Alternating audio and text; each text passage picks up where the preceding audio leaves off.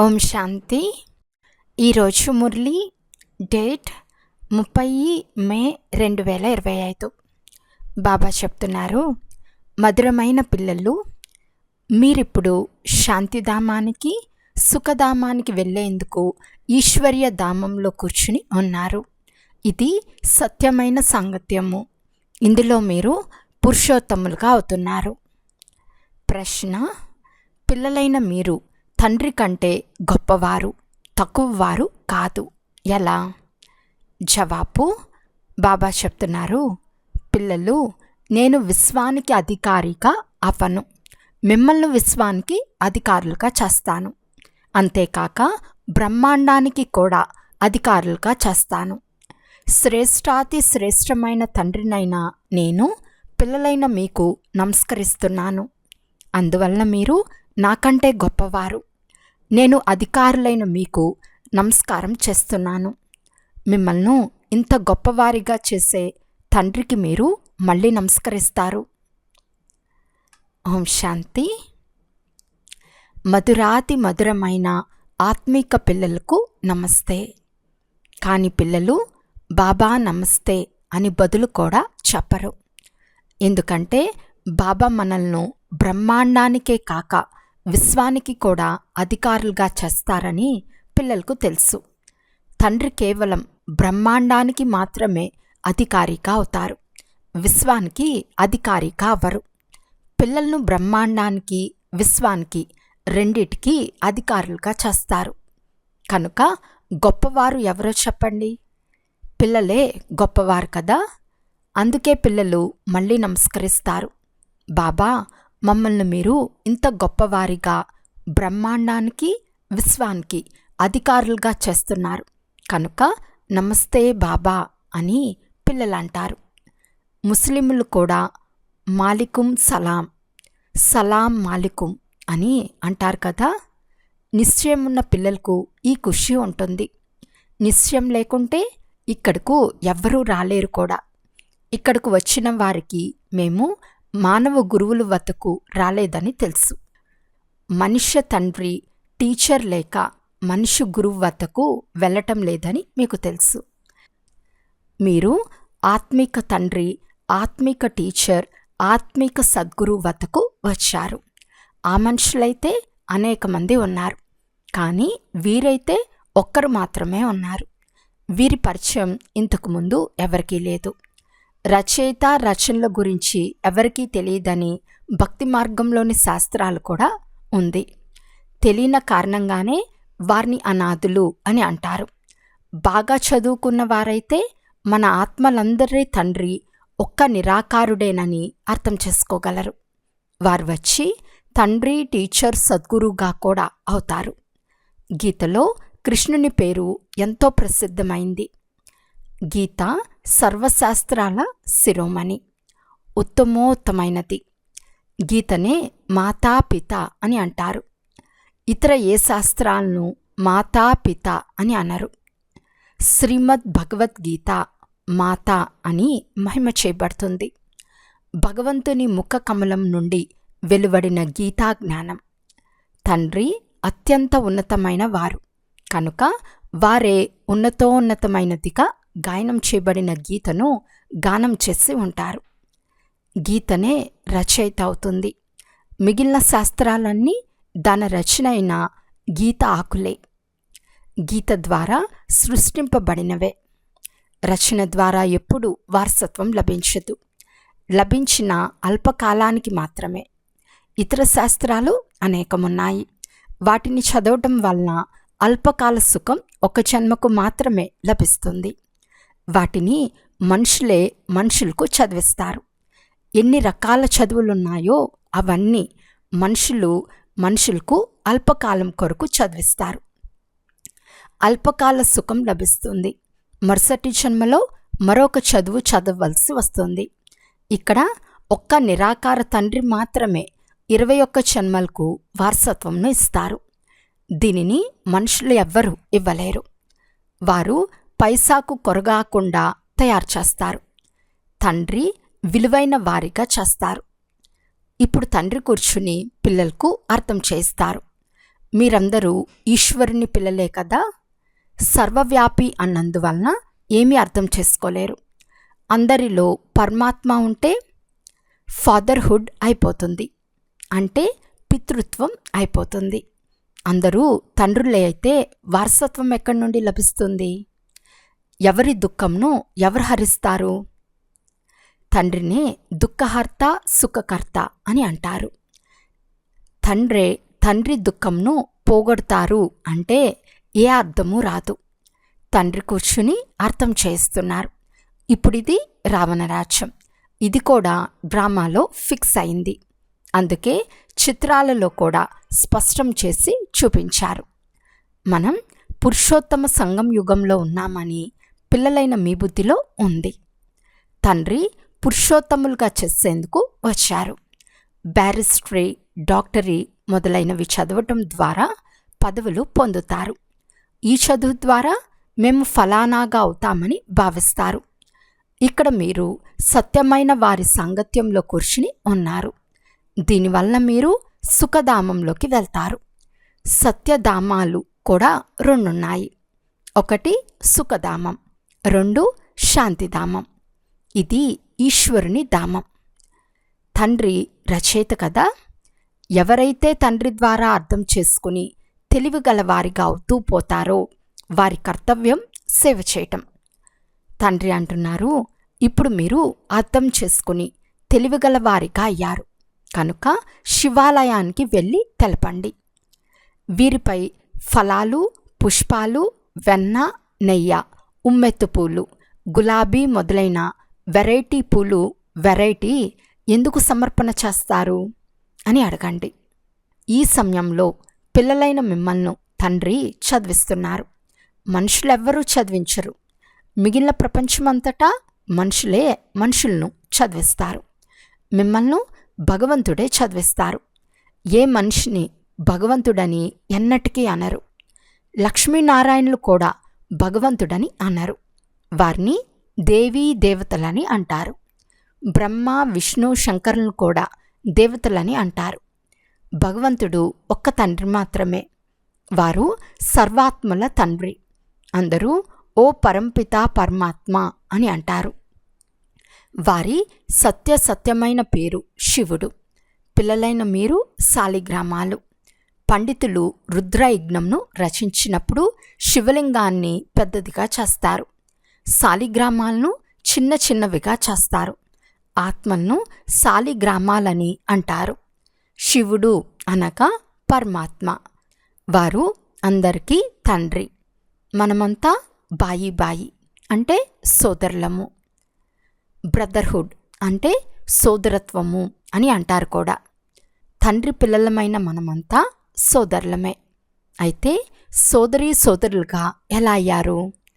ప్రజాపిత బ్రహ్మ నోటి ద్వారా ప్రజలు రచింపబడతారు. వారు బ్రాహ్మణులు, బ్రాహ్మణీలు. మనము ప్రజాపిత బ్రహ్మ సంతానము కనుక బీకేలని పిలువబడతాము. అచ్చా, బ్రహ్మకు జన్మను ఇచ్చిందెవరు? భగవంతుడు. బ్రహ్మ, విష్ణు, శంకరులు వీరందరూ వారి రచనయే. సూక్ష్మవతనాన్ని కూడా వారే రచించారు. బ్రహ్మ ముఖ కమలం ద్వారా పిల్లలైన మీరు వెలువడ్డారు. బ్రాహ్మణీలని పిలువబడతారు. మీరు బ్రహ్మ ముఖ వంశావళి వారు, దత్తు తీసుకోబడిన వారు. ప్రజాపిత బ్రహ్మ పిల్లలకు ఎలా జన్మనిస్తారు? తప్పకుండా దత్తత తీసుకుని ఉంటారు. ఉదాహరణకి గురువు అనుచరులను దత్తు తీసుకుంటాడు. వారిని శిష్యులు అని అంటారు. కనుక ప్రజాపిత బ్రహ్మ మొత్తం ప్రపంచానికంతా తండ్రి అయ్యారు కదా. వారిని గ్రేట్ గ్రాండ్ ఫాదర్ అని అంటారు. ప్రజాపిత బ్రహ్మ అయితే ఇక్కడే ఉండాలి కదా. సూక్ష్మవతనంలో కూడా బ్రహ్మ ఉన్నాడు. బ్రహ్మ, విష్ణు, శంకరులనే గాయనమేమో ఉంది, కానీ సూక్ష్మవతనంలో ప్రజలుండరు. ప్రజాపిత బ్రహ్మ ఎవరు మొదలైన విషయాలన్నీ తండ్రి కూర్చుని అర్థం చేస్తున్నారు. ఆ బ్రాహ్మణులు కూడా స్వయాన్ని బ్రహ్మ సంతానమని చెప్పుకుంటారు. ఇప్పుడు బ్రహ్మ ఎక్కడుంటాడు? మీరైతే ఇక్కడే ఉన్నారని అంటారు. వారు ఒకప్పుడు ఉండి వెళ్ళారని అంటారు. వారు తమను పూజారి బ్రాహ్మణులుగా చెప్పుకుంటారు. కానీ ఇప్పుడు మీరు ప్రాక్టికల్గా బ్రహ్మ సంతానమయ్యారు.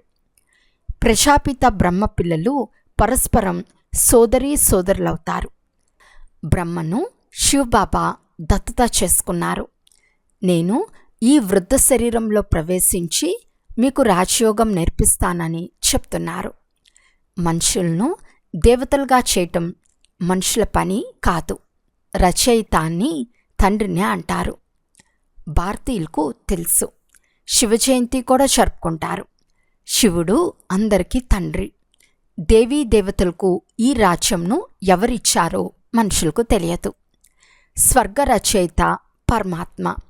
వారిని పతిత పావనుడు అని కూడా అంటారు. వాస్తవానికి ఆత్మ పవిత్రంగా ఉంటుంది. తర్వాత సతో రజో తమోలోకి వస్తుంది. ఈ సమయంలో కలియుగంలో ఉన్నవారంతా తమో ప్రధానంగా ఉన్నారు. సత్యుగంలో సతో ప్రధానంగా ఉండేవారు. 5000 సంవత్సరాల క్రితం ఈ లక్ష్మీనారాయణల రాజ్యం ఉండేది. 2500 సంవత్సరాలు దేవతా వంశం కొనసాగింది. వారి పిల్లలు కూడా రాజ్యపాలన చేశారు కదా. లక్ష్మీనారాయణులు ది ఫస్ట్, ది సెకండ్ ఇలా కొనసాగుతూ వస్తుంది. మనుషులకు ఈ విషయాల గురించి కొంచెం కూడా తెలియదు. ఈ సమయంలో అందరూ తమో ప్రధాన పతితులుగా ఉన్నారు. ఇక్కడ ఒక్క మనిషి కూడా పావనంగా ఉండలేడు. అందరూ ఓ పతిత పావన రండి అని పిలుస్తారు. కనుక ఇది పతిత ప్రపంచమే కదా. దీనినే కలియుగ నరకము అని అంటారు. నూతన ప్రపంచాన్ని స్వర్గమని, పావన ప్రపంచమని అంటారు. మళ్ళీ పతితులుగా ఎలా అయ్యామని ఎవరికీ తెలియదు. తమ 84 జన్మల గురించి ఏ భారతవాసులకు తెలియదు. మనుషులు ఎక్కువలో ఎక్కువ 84 జన్మలు తీసుకుంటారు. తక్కువలో తక్కువ 1 జన్మ తీసుకుంటారు. భారతదేశాన్ని అవినాశి ఖండమని అంటారు. ఎందుకంటే ఇక్కడే శివబాబా అవతరిస్తారు. భారతఖండం ఎప్పుడూ నాశనం అవ్వదు. మిగిలిన ఖండాలన్నీ వినాశనమవుతాయి. ఈ సమయంలో ఆది సనాతన దేవీ దేవతా ధర్మం ప్రాయలోపమైపోయింది. ఎవరు స్వయంను దేవతలుగా పిలిపించుకోలేరు. ఎందుకంటే దేవతలు సతోప్రధానంగా పావనంగా ఉండేవారు. ఇప్పుడు అందరూ పతితులుగా పూజారులుగా అయిపోయారు. ఇది కూడా తండ్రి కూర్చుని అర్థం చేయిస్తున్నారు. భగవాను వాచ కదా. భగవంతుడు అందరికీ తండ్రి. వారు ఒక్కసారి మాత్రమే భారతదేశంలో వస్తారు. ఎప్పుడు వస్తారు? పురుషోత్తమ సంగం యుగంలో వస్తారు. ఈ సంగం యుగంనే పురుషోత్తమ యుగమని అంటారు. ఇది సంగమ యుగం. కలియుగం నుండి సత్యుగంగా, పతితం నుండి పావనంగా అయ్యే యుగము. కలియుగంలో పతిత మనుషులు ఉంటారు. సత్యుగంలో పావన దేవతలు ఉంటారు. కనుక దీనిని పురుషోత్తమ సంగం యుగము అని అంటారు. ఈ సమయంలో తండ్రి వచ్చి పతితుల నుండి పావనంగా చేస్తారు. మీరు మనుషుల నుండి దేవతలుగా, పురుషోత్తములుగా అయ్యేందుకు వచ్చారు. ఆత్మలమైన మనము నిర్వాణధామంలో ఉండేవారమని కూడా మనుషులకు తెలియదు. అక్కడి నుండి పాత్రను అభినయించేందుకు వస్తారు. ఈ నాటకం ఆయువు 5000 సంవత్సరాలు. మనం ఈ బేహద్దు నాటకంలో పాత్రను అభినయిస్తున్నాము. ఈ మనుషులందరూ పాత్రధారులే. ఈ డ్రామా చక్రం తిరుగుతూనే ఉంటుంది, ఎప్పుడు నిలబడదు. మొట్టమొదట ఈ నాటకంలో సత్యయుగంలో పాత్రను అభినయించేందుకు దేవీ దేవతలు వస్తారు. ఈ మనుషులందరూ పాత్రధారులే. త్రేతాయుగంలో క్షత్రియులు ఉంటారు. ఈ నాటకం గురించి కూడా తెలుసుకోవాలి. ఇది ముల్లాడివి. మనుషులందరూ దుఃఖంలోనే ఉన్నారు.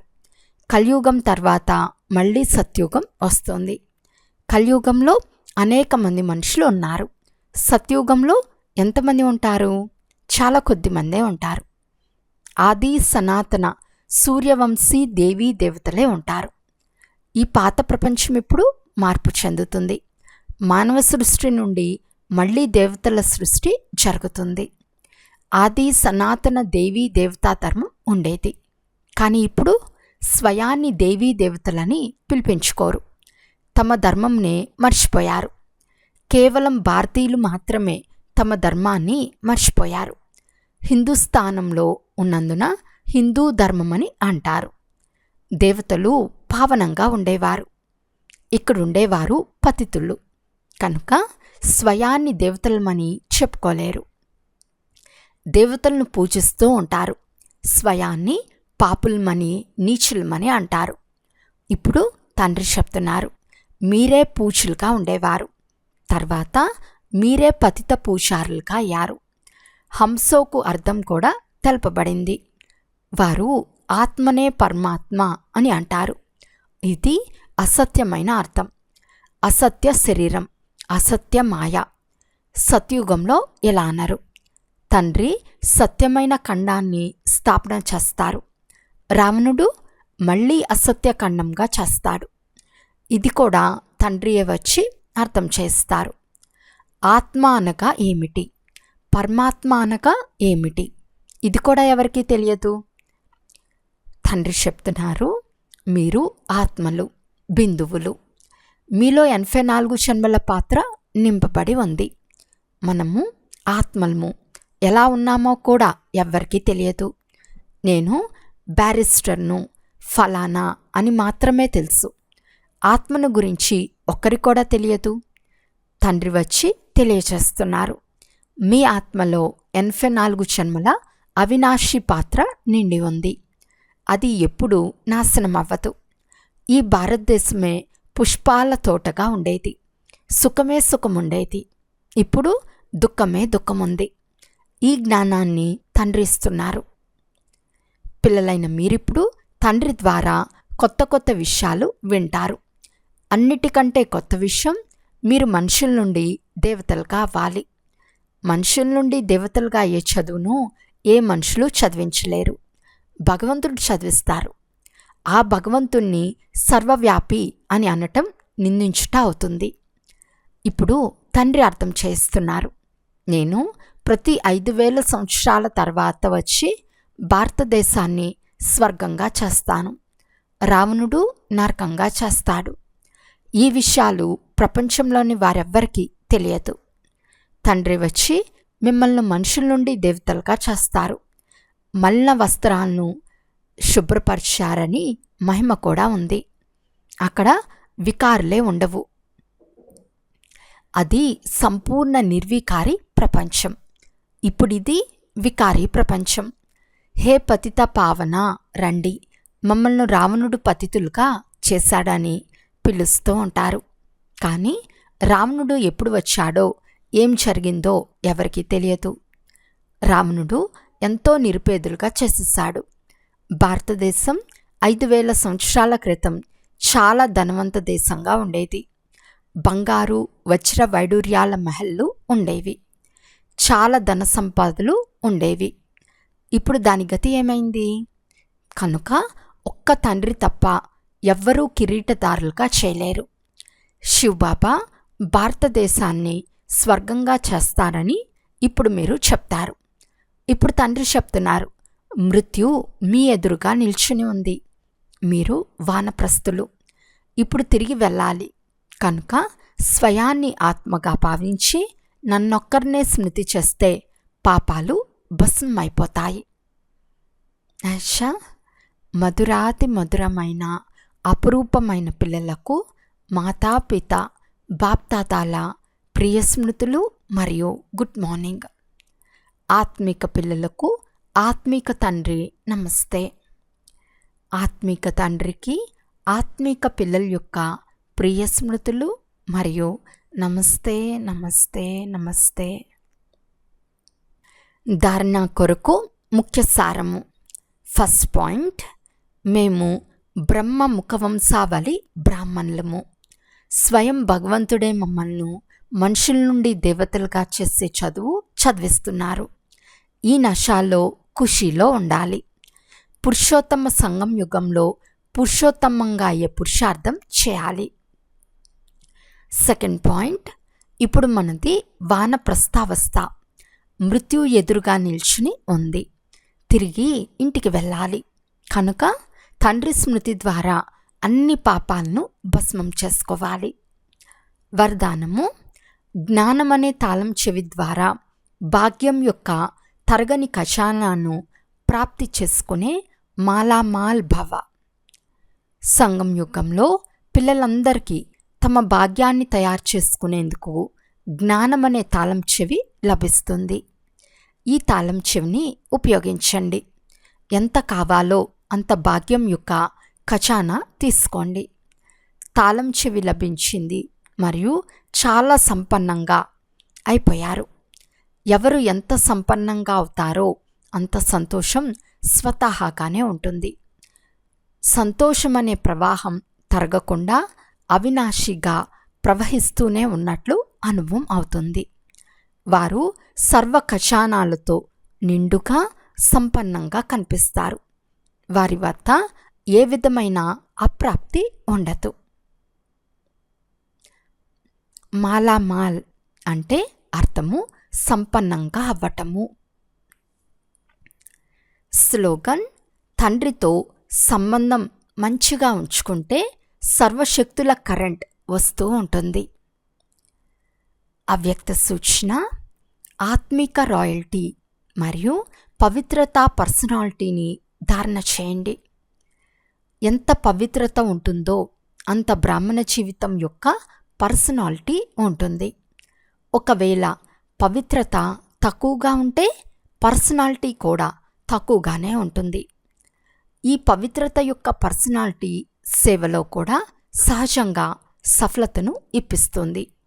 అయితే ఒకవేళ ఒక్క వికారం అంశం మాత్రం ఉన్నా దాని ఇతర సాతీలు కూడా దానితో పాటు తప్పకుండా ఉంటాయి. ఎలాగైతే పవిత్రతతో సుఖశాంతులకు చాలా లోతైన సంబంధం ఉందో అలా అపవిత్రతకు కూడా 5 వికారాలతో లోతైన సంబంధం ఉంది. అందువలన ఏ వికారము అంశ మాత్రం కూడా ఉండరాదు.